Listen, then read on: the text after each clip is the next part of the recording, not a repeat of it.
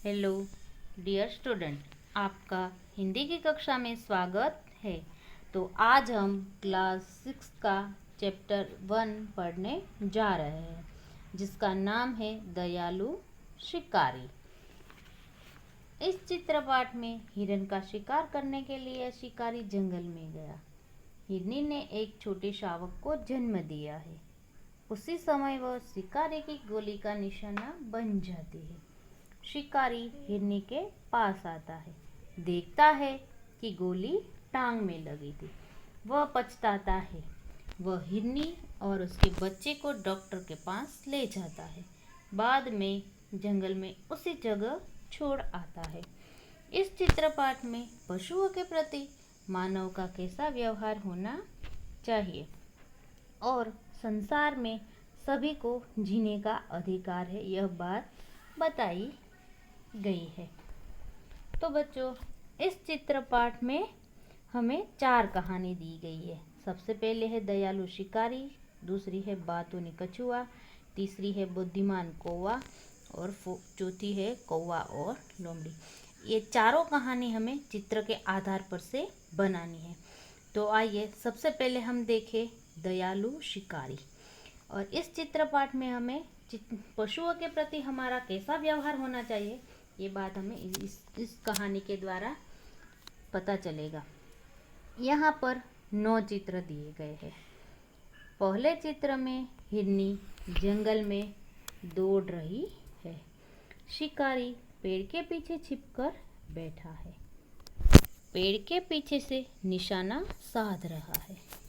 हिरनी और उसका बच्चा दौड़ रहा है। यहाँ पर दोनों बैठे हैं। हिरनी की आंखों से आंसू बह रहे हैं। टांग में गोली लगी हुई है। शिकारी उसके पास गया है। शिकारी हिरनी को अस्पताल ले जाता है, इलाज करवाता है और जंगल में छोड़ आता है। तो चित्र के दौरान हमें ये चित्र देखकर हमें पता चला। तो बच्चों, आपने चित्र देखा, अब इस चित्र के आधार पर से कहानी बनाएंगे। एक शिकारी था। एक दिन उसे हिरन का मांस खाने की इच्छा होती है और शिकारी बंदूक लेकर जंगल में जाता है। जंगल में शिकारी एक मोटी और ताजी हिरनी को देखता है। हिरनी दूर से दौड़ती हुई उसकी तरफ ही आ रही थी और शिकारी पेड़ के पीछे छिपकर बैठा था और वो हिरनी की ओर निशाना साध रहा था। और हिरनी दौड़ती हुई निशाने की सीध में आते ही शिकारी गोली छोड़ देता है। तब गोली की आवाज़ सुनकर जंगल में रहने वाले दूसरे जानवर मीन्स एनिमल इधर उधर भागने लगते हैं और शिकारी हिरनी के समीप मीन्स नज़दीक जाता है और देखता है कि हिरनी ने एक छोटे शावक को जन्म दिया है और शिकारी की गोली हिरनी को टांग मीन्स पैर में लगी थी। यह दृश्य मीन्स की नज़ारा देखकर बहुत पछतावा अफसोस होता है। कुछ दूरी पर एक पशु अस्पताल था। पशु अस्पताल मीन्स की एनिमल्स का इलाज करवाता है, उसे पशु अस्पताल बताते हैं। शिकारी हिरनी और उसके बच्चे को इलाज करवाने के लिए पशु अस्पताल ले जाता है। वहाँ डॉक्टर ने हिरनी की टांग में जो गोली लगी थी वो निकाल दी और घाव पर मरहम लगा दिया। इलाज से हिरनी को आराम मिलता है, राहत मिलती है। बाद में शिकारी हिरनी और उसके बच्चे को जंगल में छोड़ आता है। तो बच्चों, पशु हो या मनुष्य, जीने का अधिकार सबको एक जैसा होता है। यह कहानी के दौरान हमें मालूम होता है कि पशुओं के प्रति हमें दया भाव और प्रेमपूर्ण व्यवहार होना चाहिए। हमें पशु, पक्षी, प्राणी सभी जीवों के लिए प्रत्ये लगाव रखना चाहिए। Thank you. Hello dear student, Hindi की कक्षा में आपका स्वागत है। आज हम क्लास 6 का चैप्टर 1 पढ़ने जा रहे हैं। पहले हम दयालु शिकारी पढ़ चुके हैं और आज दूसरी कहानी है बातूनी कछुआ। तो बच्चों, ये भी कहानी हमें चित्र के आधार पर से ही बनानी है। तो आइए देखें बातूनी कछुआ। बहुत समय पहले की बात है। एक तालाब था, उसमें एक कछुआ रहता था, लेकिन वह बहुत बातूनी था। बातूनी का मतलब तो आप जानते ही है। और वही तालाब में 2 हंस भी रहते थे और वे दोनों अच्छे मित्र बन गए थे। मीन्स कि कई दिन साथ में रहे कछुआ और हंस, इसलिए वो दोनों मित्र बन गए। एक बार ऐसा हुआ, एक साल वहाँ कम बारिश हुई और तालाब का पानी सूखने लगा। फिर हंसों ने कछुए के साथ दूसरे तालाब में जाने का निश्चय किया। अगर तालाब में पानी ना हो या कम हो तो मछली, कछुआ, मगर और कई जल में रहने वाले प्राणी कैसे जीवित रहते, ये तो आप भी जानते हैं। बाद में दोनों हंस ने एक लकड़ी लाए। उसका एक एक सिरा दोनों हंसों ने अपनी चोंच से पकड़ लिया और बीच का भाग कछुए को पकड़ने को कहा। कछुआ ने पूरी ताकत से पकड़ लिया ताकि वो गिरे नहीं।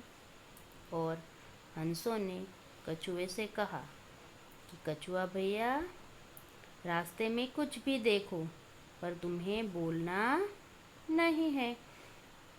अगर बोलोगे तो लकड़ी मुंह से छूट जाएगी और तुम नीचे गिर पड़ोगे।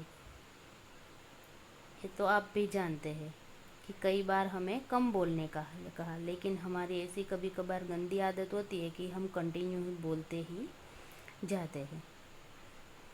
थोड़ी देर में दोनों हंस कछुए को लेकर उड़ने लगे।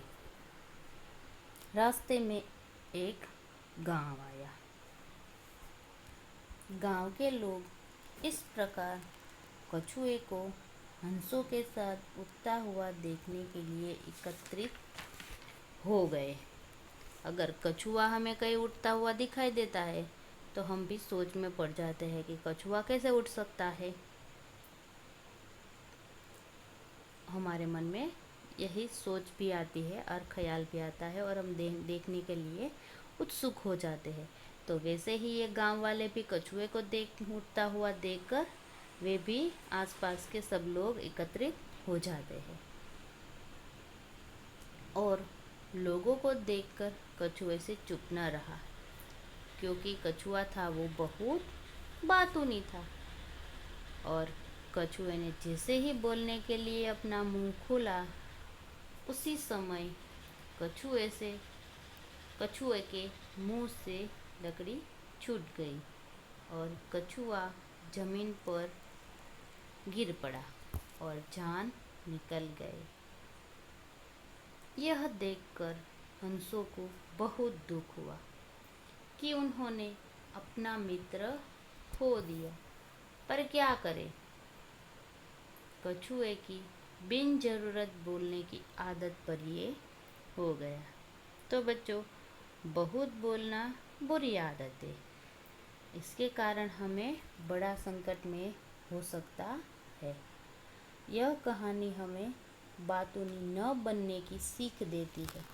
मीन्स कि हमें ज़रूरत के मुताबिक ही बोलना चाहिए। हेलो बच्चों, आप कैसे हैं? मज़े में ही होंगे।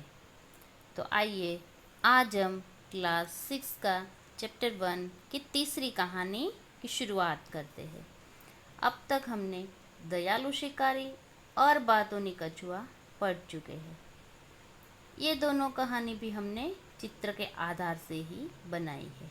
और ये हम कहानी पढ़ने जा रहे हैं बुद्धिमान कौवा, वे भी हम चित्र के आधार से ही बनाएंगे। ये कहानी तो बच्चों आपने सुनी ही होगी, क्योंकि कहानी अक्सर दादा दादी, नाना नानी या तो मम्मी पापा या तो अपने मित्रों से सुनी होगी। बुद्धिमान कौवा। एक कौवा था। एक बार उसे खूब प्यास लगी। वे पानी की तलाश में इधर उधर भटका, लेकिन उसे कहीं पानी नहीं मिलता है। फिर आखिर में उठते उठते कौवा एक झोपड़ी के पास पहुंचता है। वहां उसे एक घड़ा दिखाई देता है, लेकिन घड़े में पानी कम था।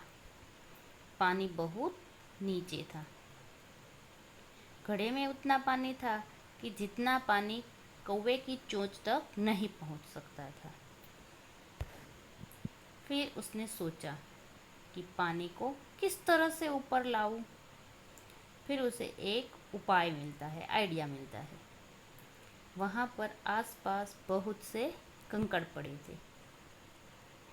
कौवे ने एक एक कंकड़ घड़े में डालना शुरू किया, और जैसे ही कंकड़ उसने घड़े में डालना शुरू किया, वो कंकड़ के कारण पानी ऊपर आने लगा, और घड़े का पानी पीकर कौवे ने अपनी प्यास बुझाई और फिर उड़ गया।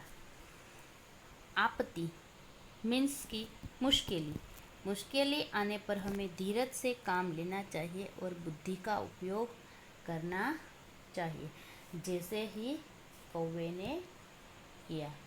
इस चित्रपाठ में बुद्धिमानी से काम लेने वाला कौवा हमें यही सीख देता